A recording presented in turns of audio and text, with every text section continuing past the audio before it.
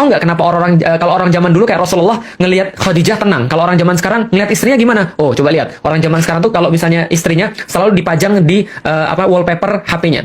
Kenapa? Temannya lihat. Lalu temannya nanya, "Mas, itu istrimu ya?" "Iya, alhamdulillah." "Kok dipajang di wallpaper?" "Supaya dilihat terus." "Iya, alhamdulillah." "Kenapa Mas supaya dilihat terus?" "Iya, saya tuh kalau ada beban-beban dalam kehidupan, lalu kemudian saya banyak beban dalam pekerjaan, lalu kemudian saya lihat wajah dia, mendadak seluruh beban-beban saya hilang."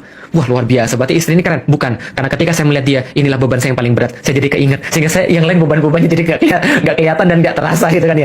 Jadi kalau seandainya ada istri-istri dipajang pada zaman sekarang, itu cuma untuk mengurangi beban yang lain, karena inilah beban terberat. Itu yang membuat orang jadi tidak nyaman di rumah.